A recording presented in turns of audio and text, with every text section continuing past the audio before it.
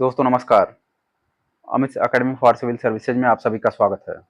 दोस्तों इस वीडियो में हम यूपी पीसीएस, आरओ एआरओ और यूपी ट्रिपल एससी पेट परीक्षा के लिए घटना चक्र पूर्वावलोकन में प्राचीन भारत का इतिहास, इसका पीवाईक्यू सॉल्व करेंगे। ये चौथा पार्ट है, तो चलिए शुरू करते हैं।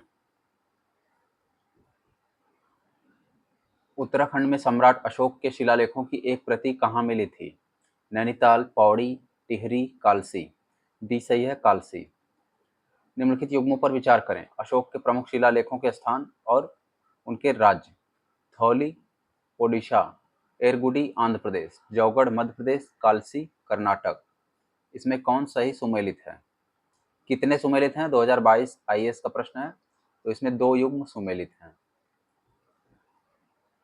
अशोक का कौन सा शिलालेख धार्मिक संश्लेषण के बारे में कहता है? 12वां, द्वितीय, 11, 13। इसमें ए सही है, 12वां शिलालेख। कलिंग युद्ध की विजय तथा क्षतियों का वर्णन अशोक के किस शिलालेख में किया गया? ये किया गया है 13वें शिलालेख में। कलिंग युद्ध का विवरण हमें ज्ञात होता है 13वें शिलालेख से। किस अभिलेख में कलिंग विजय का वर्णन है? मास्की अभिलेख, रुद्रदामन अभिलेख, जूनागढ़ अभिलेख, हाथी गुम्फा अभिलेख। इसमें डी सही है, हाथी गुम्फा। अशोक के निम्न में से अभिलेखों में से पूर्ण रूप से धार्मिक सहिष्णुता के प्रति समर्पित कौन सा अभिलेख है? यह है शिलालेख 12वां। निम्नलिखित में से किस शासक ने अपनी प्रजा को अभिलेख के माध्यम से परामर्श दिया?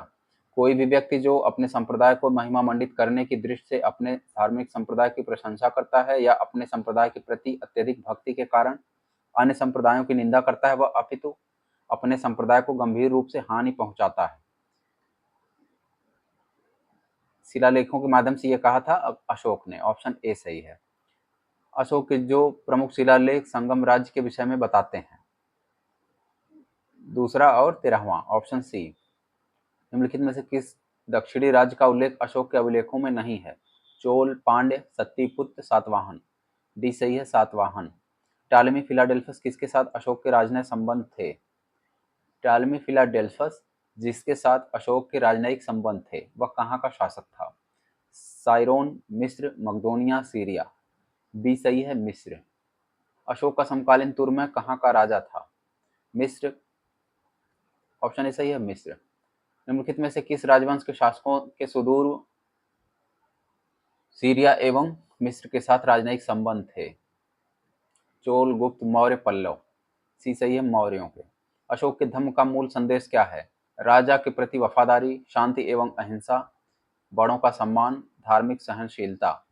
उपर्युक्त में से अधिक। ऑप्शन ई सही है, एक से अधिक। इनमें से अशोक के शिलालेख में पारंपरिक पशु बलि पर रोक लगाई गई। पशुओं के वध पर पहली बार रोक लगाई गई किस शिलालेख में? स्तंभ अभिलेख 5वां। ऑप्शन बी सही है।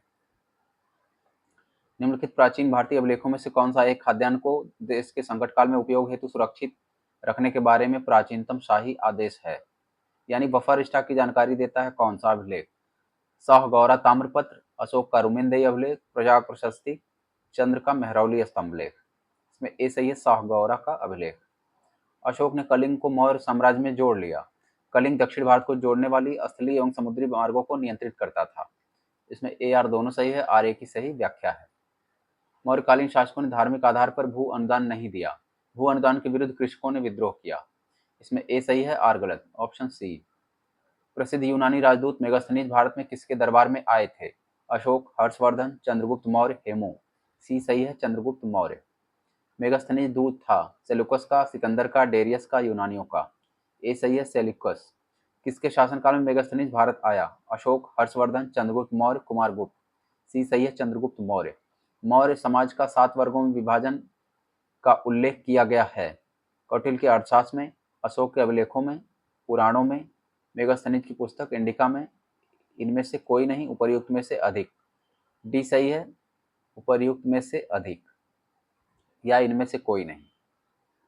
डी नहीं, ई सही है। सबसे अंतिम 5वां। बीपीएससी में या छत्तीसगढ़ में 5 ऑप्शन होते हैं, जो कोई नहीं सही होता है या अधिक सही होते हैं तो वो मान लिया जाता है। मेगास्थनीज ने भारतीय समाज को कितनी श्रेणियों में विभाजित किया? 4, 5, 6, 7। 7 भागों में। मेगास्थनीज ने भारतीय समाज को कितनी श्रेणियों में विभाजित किया? तो हो जाएगा 7। मेगास्थनीज लिखा था इसने इंडिका। तो सीधे सीधे सवाल हो जाएगा कि इंडिका में भारतीय समाज को कितनी श्रेणियों में बांटा गया है? तो भी हो जाएगा 7।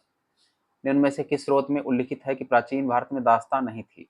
अर्थशास्त्र, मुद्रा राक्षस, इंडिका, वायुपुराण। सी सही है मेगास्थनीज की इंडिका। मौर्य साम्राज्य का विभाजन 7 वर्गों के तौर पर था। मेगास्थनीज की इंडिका में लिखा है। मौर्य काल में टैक्स छुपाने के लिए कौन सा दंड दिया जाता था? मृत्युदंड, सामानों की कुर्की, कारावास। ए सही है मृत्युदंड। वह स्रोत जिसमें पाटलिपुत्र के प्रशासन का वर्णन उपलब्ध है? दिव्यावदान, अर्थशास्त्र, इंडिका, अशोक का शिलालेख। ए सही है इंडिका। निम्नलिखित में से कौन स्रोत मौर्यों के नगर प्रशासन के विषय में विवरण देता है? कौटिल्य का अर्थशास्त्र, मेगास्थनीज की इंडिका। बी सही है इंडिका। मेगास्थनीज की पुस्तक का नाम है इंडिका। इंडिका का मूल लेखक कौन है? मेगास्थनीज। इंडिका का लेखक कौन है? मेगास्थनीज। वर्तमान नगर पालिका प्रशासन का कौन सा कार्य मौर्य काल में जारी है? नापतौल, बाटों का निरीक्षण, वस्तुओं की कीमतों को निर्धारित करना, जन्म मृत्यु का पंजीकरण, शिल्पकारों का संरक्षण। सी सही है जन्म और मृत्यु का पंजीकरण। ये पहले भी होता था और अब भी। मौर्य नरेशों के बारे में निम्न में से कौन सा कथन सही है? संस्कृति, कला व साहित्य का विकास किया, सोने के सिक्के, प्रांतीय विभाजन, हिंदू कुश तक साम्राज्य।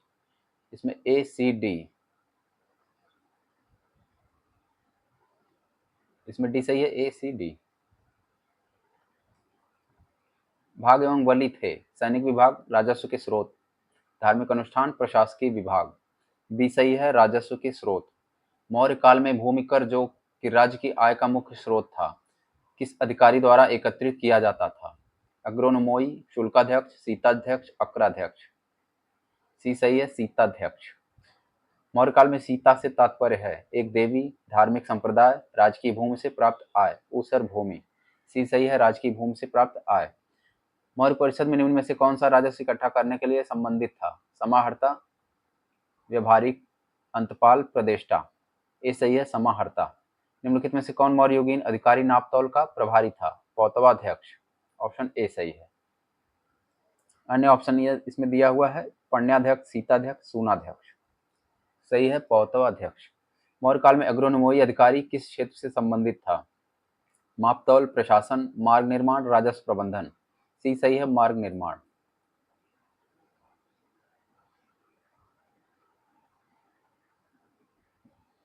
पंकोदक सन्निरोधे मौर्य प्रशासन द्वारा लिया जाने वाला कौन सा कर था?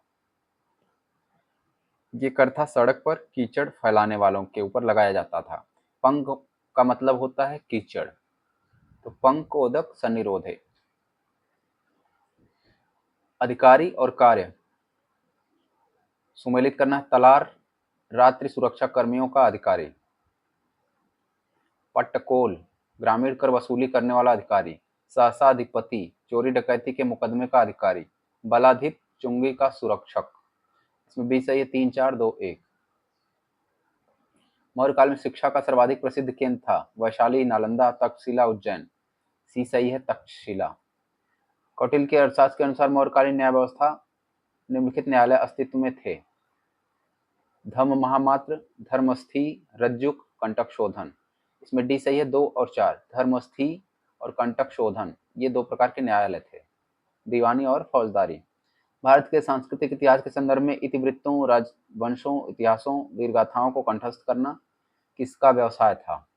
श्रमण, परिव्राजक, अग्रहारिक, मागध। डी सही है मागध। ये वीर गाथाओं को याद करते थे और उन्हें गाते थे, ये कहा जाता था मागध। गांव के शासन को स्वायत्तशासी पंचायतों के माध्यम से संचालित करने की व्यवस्था का सूत्रपात किसने किया? कुषाण, द्रविड़, आर्य, मौर्य। बी सही है द्रविड़ों ने। प्राचीन भारत के निम्नलिखित ग्रंथों में से किसमें पति द्वारा परित्यक्त पत्नी के लिए विवाह विच्छेद की अनुमति दी गई है? कामसूत्र, मानव धर्मशास्त्र, शुक्र नीतिशास्त्र, अर्थशास्त्र। डी सही है अर्थशास्त्र। ये IAS 1996 का प्रश्न है। 95-96 के आसपास के प्रश्न आ जाते हैं यहाँ उत्तर प्रदेश लोक सेवा आयोग में। निम्नलिखित में से किसमें पुनर्विवाह वर्जित है? जातक, मनुस्मृति, याज्ञवल्क्य, अर्थशास्त्र। बी सही है मनुस्मृति। विदेशियों को भारतीय समाज में मनु द्वारा दिया गया सामाजिक स्तर था? विदेशियों को भारतीय समाज में दिया गया स्तर था क्षत्रिय, व्रात्य क्षत्रिय, वैश्य, शूद्र। बी सही है, व्रात्य क्षत्रिय। निम्नलिखित व्यक्ति भारत में किसी न किसी समय आए। फाहियान, इत्सिंग, मेगास्थनीज, ह्वेनसांग। इनका सही कालक्रम है 3-1-4-2। मेगास्थनीज, फाहियान, ह्वेनसांग, इत्सिंग। सूची 1 को 2 से सुमेलित करें। चंद्रगुप्त, सैंड्रोकोट्स। इनके नाम हैं बिंदुसार, अमित्रघात, अशोक, प्रियदर्शी, चाणक्य, विष्णुगुप्त। 2-3-1-4 ऑप्शन सी सही है। अगला प्रश्न, अंतिम मौर्य सम्राट कौन था? जालौक, अवंतीवर्मा, नंदीवर्धन, बृहदत्त। डी सही है, बृहद्रथ। निम्न कथनों पर विचार कीजिए। अंतिम मौर्य शासक बृहदत्त की हत्या उसके प्रधान सेनापति पुष्यमित्र शुंग ने की। अंतिम शुंग राजा देवभूति की हत्या के उसके ब्राह्मण मंत्री कण्व ने की। उसने राज सिंहासन हथिया लिया। आंध्र ने कर्ण राजवंश के अंतिम शासक को पद वंचित किया। इसमें डी सही है, 1-2 तीनों सही है। मौर्य काल में प्रणयम था। आपातकालीन कर, प्रेम विवाह, भूमि अनुदान, भूमि कर। ये सही है, आपातकालीन कर। ईस्वी सन के पूर्व की कुछ शताब्दियों में निम्नलिखित में से शासकों में गिरनार क्षेत्र में जल संसाधन व्यवस्था की ओर ध्यान दिया? महापद्मनंद, चंद्रगुप्त मौर्य, अशोक, रुद्रदामन। इसमें चंद्रगुप्त मौर्य और अशोक इन दोनों ने ध्यान दिया था। Option B. जल की आवश्यकता को ध्यान में रखते हुए जिस प्रथम शासक ने गिरनार क्षेत्र में झील का निर्माण कराया? चंद्रगुप्त मौर्य, अशोक, रुद्रदामन, स्कंदगुप्त। ये सही है, चंद्रगुप्त मौर्य। किस अभिलेख ने चंद्रगुप्त और अशोक दोनों का उल्लेख किया है? गौतमीपुत्र सातकर्णी की नासिक प्रशस्ति, महाक्षत्रप रुद्रदामन का जूनागढ़ अभिलेख, अशोक का गिरनार अभिलेख, स्कंदगुप्त का जूनागढ़ अभिलेख। इसमें भी सही है, महाक्षत्रप रुद्रदामन का जूनागढ़ अभिलेख। किसमें अशोक का अभिलेख भी पाया जाता है? महाक्षत्रप रुद्रदामन का जूनागढ़ अभिलेख। बराबर पहाड़ी गुफाओं में कौन एक सही नहीं है? इसके बारे में। बराबर पहाड़ी पर कुल 4 गुफाएं हैं। 3 गुफाओं की दीवार अशोक के अभिलेख उत्कीर्ण है। ये अभिलेख इन गुफाओं को आजीविकों को समर्पित होने का उल्लेख करते हैं। ये अभिलेख ईसा पूर्व 6ठी शताब्दी के हैं। इसमें असत्य है ऑप्शन डी, बाकी सभी सही हैं।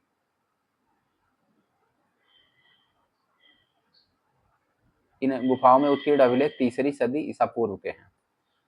मौर्यकालीन मूर्तियों में मणिभद्र यक्ष नाम से अंकित मूर्ति किस स्थान से प्राप्त हुई है? डी सही है, परखम। ये राजस्थान का पेपर था तो वहां से संबंधित पूछा। इनमें से किस हिंद यवन शासक ने शीशे के सिक्के जारी किए थे? Strato 2, strato 1, Demetrius, Menander. ये सही है, स्ट्रेटो 2। निम्नलिखित शासकों में से किसके सिक्कों पर संकर्षण एवं वासुदेव दोनों अंकित हैं? हुविस्क, कनिष्क, समुद्रगुप्त, अगाथोक्लीज। डी सही है, अगाथोक्लीज। निम्नलिखित में से कौन सा एक अन्य तीनों के समसामयिक नहीं था? बिंबिसार, गौतम बुद्ध, मिलिंद, प्रसेनजीत। सी सही है, मिलिंद। काव्य शैली का प्राचीनतम नमूना किसके अभिलेख में मिलता है? रुद्रदामन का जूनागढ़ अभिलेख।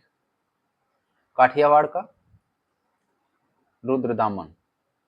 ऑप्शन ए सही है। रुद्रदामन का जूनागढ़ अभिलेख गुजरात में पर्वत पर प्राप्त हुआ है। संस्कृत भाषा का अभिलेख अब तक प्राप्त संस्कृत अभिलेखों में सर्वाधिक प्राचीन है और काव्य शैली का प्राचीनतम नमूना है। किस अभिलेख में रुद्रदामन प्रथम की उपलब्धियां हैं? ऑप्शन ए सही है, जूनागढ़। बिना बेगार के किसने सुदर्शन झील का जीर्णोद्धार कराया? चंद्रगुप्त मौर्य, बिंदुसार, अशोक, रुद्रदामन प्रथम।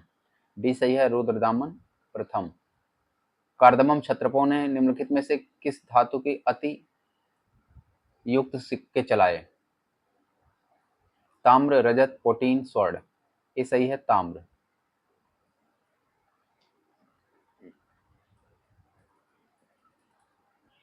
सूची 1 को 2 से सुमेलित करें। डेमेट्रियस, हिंद यूनानी, Rudradaman, Shaka, Gondophernes, Pahlava, Vima, Kushan. Option C सही है, 3-4-1-2। उत्तरी तथा उत्तर पश्चिमी भारत में सर्वाधिक संख्या में तांबे के सिक्कों को जारी किया? इंडो ग्रीक, कुषाण, शक, प्रतिहार। बी सही है, कुषाणों ने। प्राचीन भारत में निम्न में से किस एक ने नियमित रूप से सोने के सिक्के चलाए? सातवाहन, शक, कुषाण, पर्थियन। सी सही है, कुषाणों ने। बुद्ध का किसके सिक्कों पर अंकन हुआ है?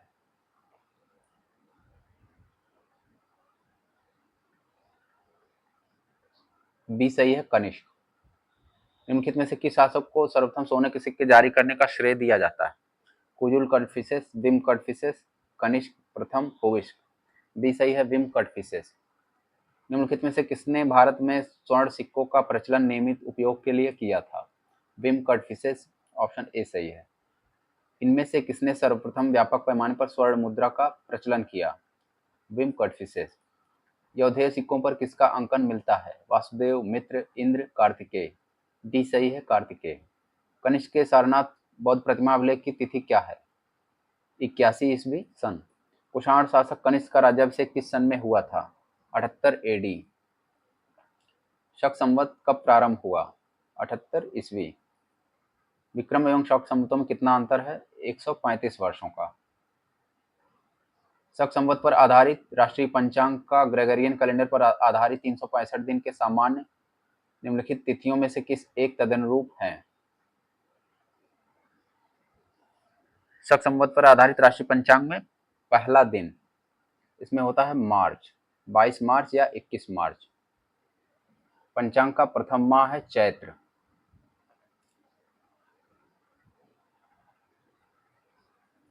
22 मार्च या 21 मार्च से शुरू होता है। सामान्यतः एक चैत्र 22 मार्च को होता है और लीप वर्ष में 21 मार्च को हो जाता है।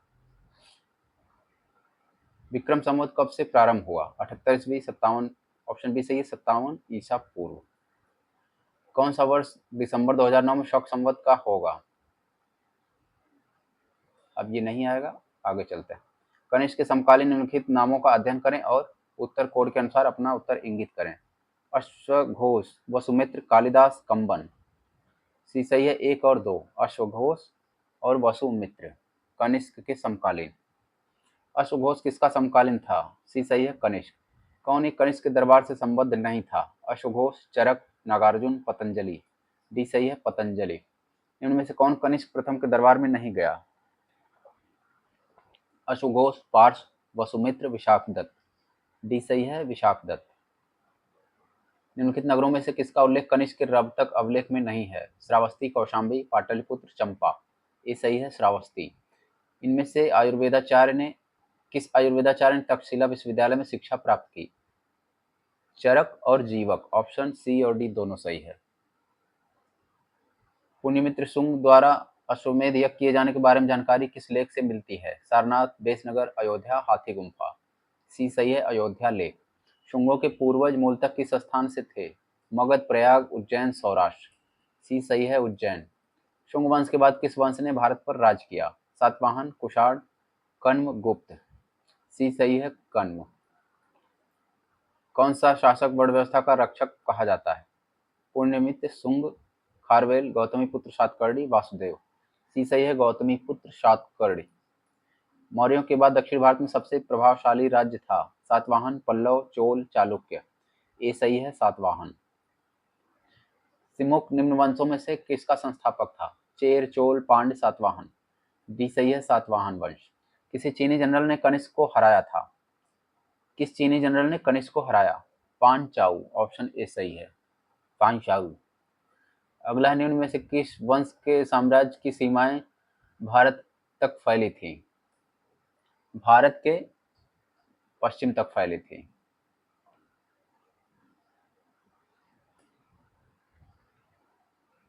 किस वंश की साम्राज्य की सीमाएं भारत के बाहर तक फैली थी? गुप्त, मौर्य, कुषाण, इनमें से कोई नहीं। मौर्य वंश और कुषाण वंश, इसमें बी और सी दोनों सही है। अफगानिस्तान तक विस्तृत थी। अफगानिस्तान, काबुल, कांधार आदि कुषाण साम्राज्य की सीमाएं थी। बाल विवाह की प्रथा आरंभ हुई मौर्य काल, कुषाण काल, गुप्त काल में, हर्षवर्धन काल में। बी सही है, कुषाण काल में। निम्नलिखित में से किस स्थल से शासक मेनेंडर के 16 सिक्के प्राप्त हुए? बैराट, नगरी, रेढ़, नगर। ये सही है, बैराट। निम्नलिखित युग्मों में से कौन सा एक सही सुमेलित है? हड़प्पा सभ्यता, चित्रित धूसर मृद भांड, कुषाण गांधार कला शैली, मुगल अजंता चित्रकला शैली, मराठा पहाड़ी चित्र शैली। बी सही है, कुषाण गांधार कला शैली, यही सुमेलित है। कला की गांधार शैली किस समय में फली फूली? कुषाणों के समय में। शक क्षत्रप काल में सोने चांदी के सिक्कों का अनुपात क्या था? 1:35। राजवंश और सिक्कों की धातुएं। कुषाण स्वर्ण एवं ताम्र। कौन सुमेलित नहीं है? गुप्त स्वर्ण एवं रजत। सातवाहन स्वर्ण। कलचुरी स्वर्ण रजत ताम्र। सी सही है सातवाहन स्वर्ण। सूची 1 को 2 से सुमेलित करें। गांधार कला कुषाण। जूनागढ़ अभिलेख रुद्रदामन वन। मिलिंद पन्नो मिनांडर। तक्षशिला लेख पतिक। 3 4 1 2। ऑप्शन सी सही है। अफगानिस्तान का बामियान प्रसिद्ध है बौद्ध मूर्तियों के लिए।